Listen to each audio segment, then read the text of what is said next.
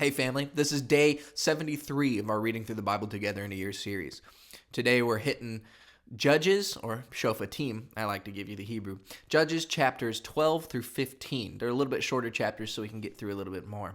Now, where we're at so far is that we are experiencing this cycle where Israel is doing well, but then starts to turn away and worship other gods, or make covenants with other peoples, which, those are related. And God gets tired of them being disloyal and doing terrible things like sacrificing their own children, which we talked about a little bit yesterday. And so he gives them up to their oppressors. He sells them over to their own bad desires and what they're doing. Like he sells them. That's the word that we get over and over again in the Judges. It's not that God sends destruction or he makes bad things happen. It's literally he gives them up or he sells them into the hands of the other people. So God lets go of control. Which it's really, you're supposed to kind of see the comparison between the Judges and the sin cycle or repentance cycle or forgiveness cycle, however you want to describe the cycle. And you're supposed to compare it to what happens with God in the flood story, where it's not that God sends waters randomly out of these locations. It's because the flood story is supposed to be the opposite of the creation story. On day 2 of the creation, God separates the waters from the waters. And so, like, in that world, God has made a space in the middle where there's order, where there's space for life. He separates the waters from the waters. And then when the flood happens, he lets go and the waters collapse in on themselves. And so that's how we see God dealing with people in their sin, as he is just basically no longer being involved in keeping things in order. He just lets the chaos fall back in on itself. And that's what happens with Israel over and over again in the book of Judges. Now, the judges themselves, right, these warrior type people who rule over Israel and settle disputes and things like that when there's peace, but they're basically these warriors that come up and they save Israel, and it's because Yahweh has raised them up to save Israel. We just see this progression of the character of these judges getting worse and worse. We had Othniel and Ehud and Deborah, which were like pretty okay. They were violent, and they we don't have specific discussion of whether or not the things they did were good or bad, but they saved Israel through violent and crafty ways.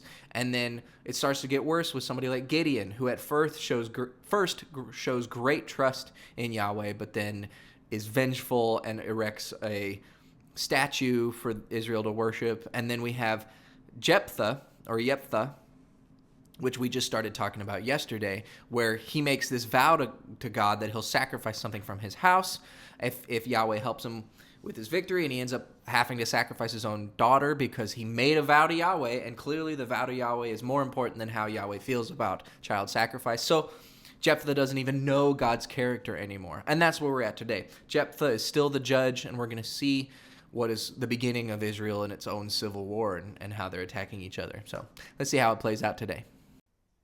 The men of Ephraim were gathered together and passed northward, and they said to Jephthah, "Why did you pass over to fight against the children of Ammon, and didn't call us to go with you? We will burn your house around you with fire." Jephthah said to them, "I and my people were at great strife with the children of Ammon, and when I called you, you didn't save me out of their hand. When I saw that you didn't save me, I put my life in my hand, and passed over against the children of Ammon, and Yahweh delivered them into my hand. Why then have you come up to me today to fight against me?" Then Jephthah gathered together all the men of Gilead and fought with Ephraim. The men of Gilead struck Ephraim because they said, "You are fugitives of Ephraim, you Gileadites, in the middle of Ephraim and in the middle of Manasseh." The Gileadites took the fords of the Yarden against the Ephraimites. Whenever a fugitive of Ephraim said, "Let me go over," the men of Gilead said to him, "Are you an Ephraimite?" If he said, "No," then they said to him, "Now say, Shibboleth." And he said, Sivoleth, for he couldn't manage to pronounce it correctly. Then they seized him and killed him at the fords of the Yarden. At that time 42,000 of Ephraim fell. Jephthah judged Israel 6 years. Then Jephthah the Gileadite died and was buried in the cities of Gilead. After him, Ibzan of Bethlehem judged Israel. He had 30 sons. He sent his 30 daughters outside his clan, and he brought in 30 daughters from outside his clan for his sons. He judged Israel 7 years. Yiftsan died and was buried at Beit Lachem. After him, Elon the Zebulunite judged Yisrael, and he judged Yisrael 10 years.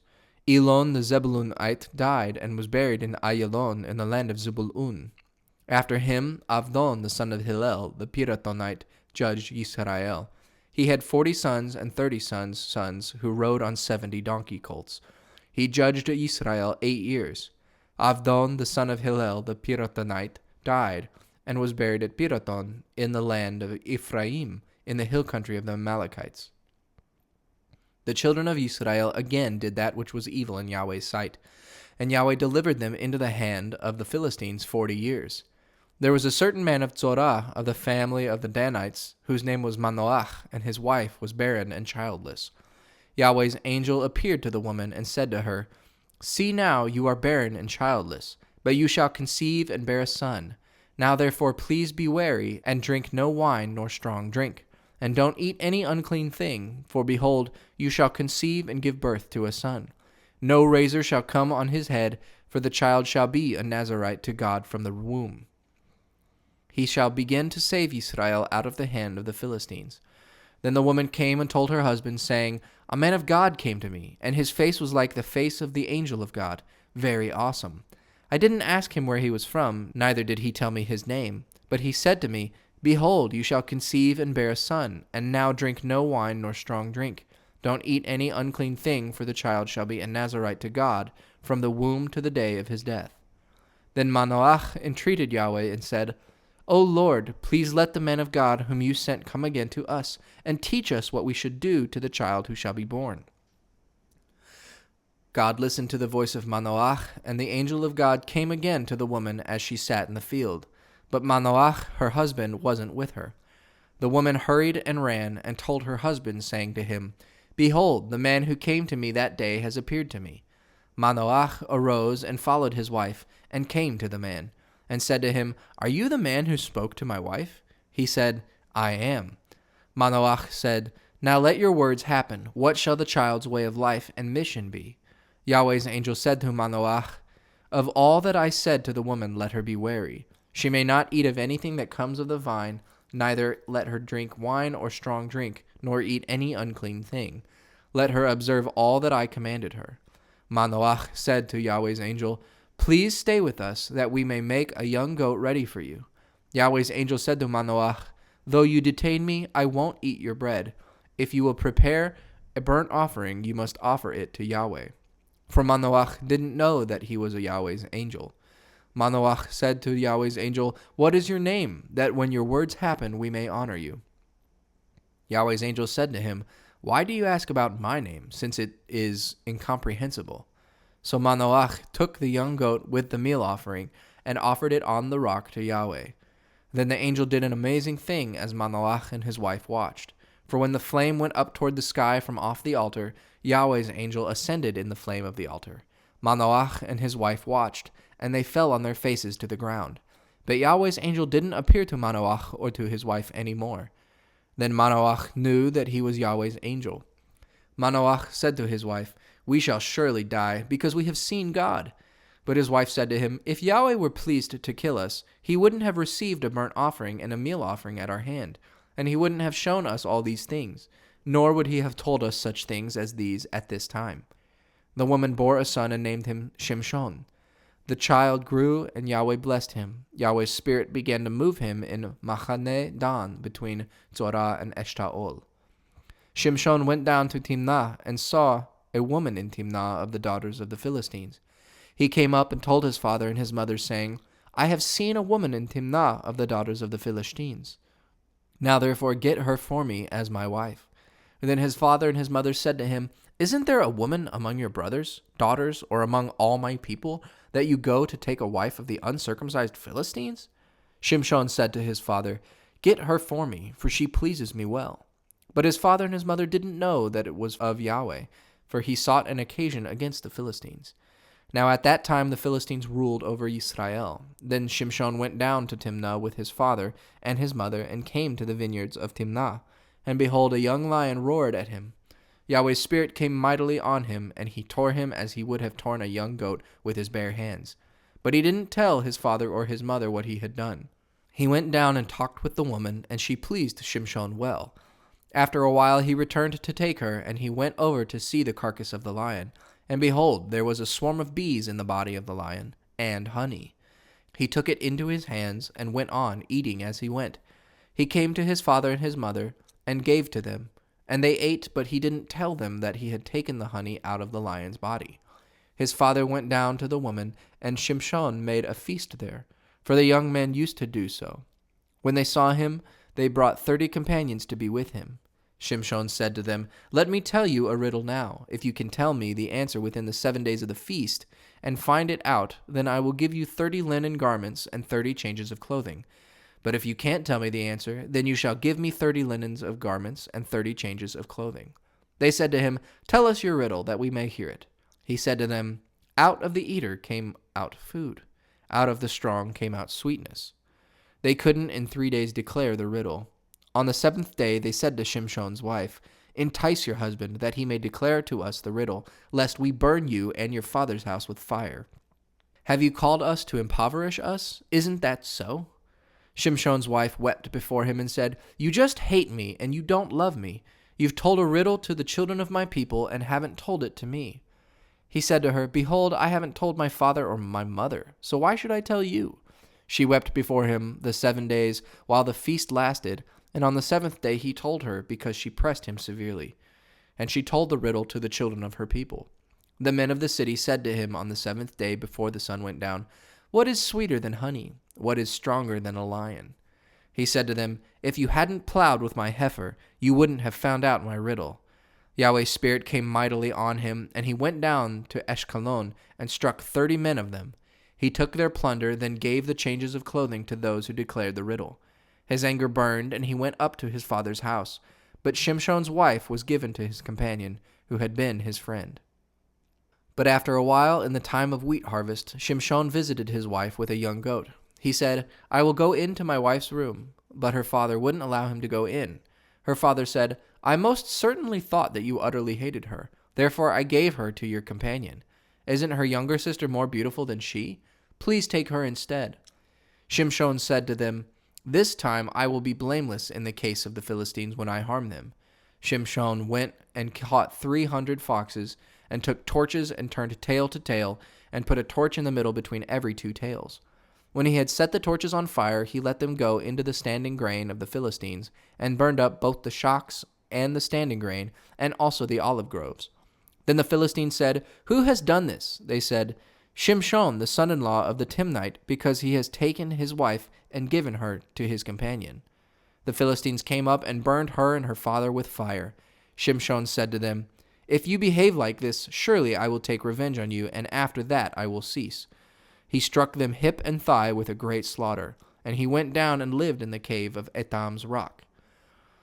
Then the Philistines went up, encamped in Yehudah, and spread themselves in Lehi. The men of Yehudah said, "Why have you come up against us?" They said, "We have come up to bind Shimshon, and to do to him as he has done to us." Then 3,000 men of Yehudah went down to the cave in Etam's rock, and said to Shimshon, "Don't you know that the Philistines are rulers over us? What then is this that you have done to them?" He said to them, "As they did to me, so I have done to them." They said to him, "We have come down to bind you, that we may deliver you into the hand of the Philistines." Shimshon said to them, "Swear to me that you will not attack me yourselves." They spoke to him, saying, "No, we will bind you securely and deliver you into their hands, but surely we will not kill you." They bound him with 2 new ropes and brought him up from the rock. When he came to Lehi, the Philistines shouted as they met him. Then Yahweh's Spirit came mightily on him, and the ropes that were on his arms became as flax that was burned with fire, and his bands dropped from off his hands. He found a fresh jawbone of a donkey, put out his hand, took it, and struck 1,000 men with it. Shimshon said, "With the jawbone of a donkey, heaps on heaps. With the jawbone of a donkey I have struck 1,000 men." When he had finished speaking, he threw the jawbone out of his hand, and that place was called Ramat Lehi. He was very thirsty and called on Yahweh and said, "You have given this great deliverance by the hand of your servant, and now shall I die of thirst and fall into the hands of the uncircumcised?" But God split the hollow place that is in Lehi, and water came out of it. When he had drunk, his spirit came again, and he revived. Therefore its name was called En-Hakkore, which is in Lehi to this day. He judged Israel 20 years in the days of the Philistines. Yeah, so we see this Jephthah, and he basically goes to war. He takes the people of Israel and goes to war with the people of Ephraim, which is a tribe of Israel, and it becomes this civil war type thing. And it's like, it's going poorly. Like, Jephthah's not a great guy at this moment. And one little detail just I think is interesting. You know how in these videos and in these readings I'm trying to do things with Hebrew pronunciation and trying to pronounce it correctly. I mean, the reality is that I'm trying to get a type of Hebrew pronunciation, right? A type of Hebrew pronunciation that's probably closest to modern Hebrew, right? Because we really don't know how the ancient dialect sounded. I mean, even back then, there were multiple ways to say different words, or there were multiple dialects and accents, just like there are today. Like in America, you go to the South, and it's a completely different English than in like Maine or Portland, right? It's just a different English. You go to England, you go to Scotland, Ireland, like it's different forms of English, but it's all English. It was similar back then, but this is a detail in chapter 12 that we see, where one of the reasons why Jephthah was able to know who was an Ephraimite to kill and who was an Israelite was basically how they said the word Shibboleth or Sibboleth. Like, the difference in dialect was how Jephthah knew who to kill. And so we don't really know how things were said 3,000 years ago, 3,500, 4,000 years ago, whenever this actually takes place. You may or may not be interested in that, but to me, that's just kind of funny that we have that detail in the Bible to know that we don't actually know how things are pronounced. We just are trying to do our best based on the modern Hebrew and the Masoretic pointing system, which is... never mind. I'll explain that some other time. Or go look it up. Homework. But now we're getting into the final judge, the final bad judge that we're going to have in the book of Judges that we see. And his name is Samson, or in the Hebrew, it's Shimshon. And we're starting to see this guy, Samson, and he's not a great guy. What's cool is the story of his parents, Manoach and his wife, and they keep running into the angel of Yahweh, but they don't know that it's an angel. Just to point out what I was trying to say a couple days ago is that all these people that run into angels or the angel of Yahweh in the Bible, they don't know that it's an angel at first. Why? Because when we think of an angel, we give them wings and glowy faces, and they're flying around and doing stuff. But the people that show up and are angels of God, or angels of Yahweh, are just dudes. They're just people. I mean, yes, they're deified, like they're a type of deity, but they don't present themselves as some crazy figure. They present themselves as physical manifestations, just like ordinary human beings. I mean, think about Joshua. Joshua shows up and he sees this guy before they go into Jericho, and he asks this guy, like, who are you? Are you on our side or are you on our enemy's side? And it's like, no, I'm here as the commander of Yahweh's armies. And Joshua at that point realizes, oh man, this is like an angel. This is some deity. And he falls on his face and worships, right? So he just saw this guy.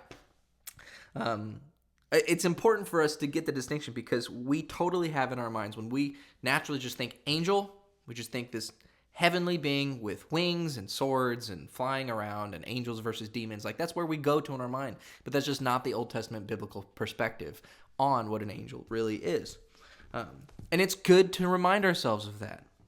So, but anyways, this guy Samson, this is kind of a long outro, but Samson is an important figure because he is supposed to take this, he's supposed to live according to the Nazirite vow, where he doesn't drink any wine, he doesn't touch anything that's dead or unclean, and he doesn't ever cut his hair.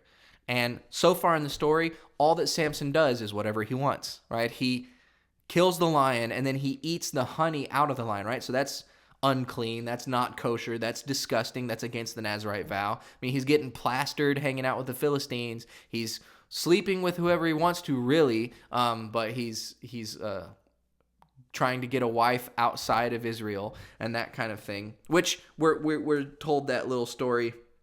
Let's see. Chapter 14, verse 4, or I guess chapter 14, at the end of verse 3, Samson says to his father, "Get her for me," referring to this Philistine woman, "for she looks good to me." Verse 4, however, his mother and his father didn't know that it was from Yahweh, because Yahweh was looking for a not an excuse, looking for a situation to battle with the Philistines. And so that's Samson's purpose. Shimshon's purpose is that he's there to be the savior of Israel and to wipe out some of the Philistines, wipe out a good portion of the Philistines. But that doesn't make Samson a good person. That just means that God is using this evil human being for Yahweh's purposes. So fascinating story of Samson. He's not somebody that we should be looking up to. But it is a pretty cool story. You know, we always like us a good Hercules story. So I hope I've given you some things to think about, and I hope I haven't talked your ear off too much. But go on and have a wonderful day.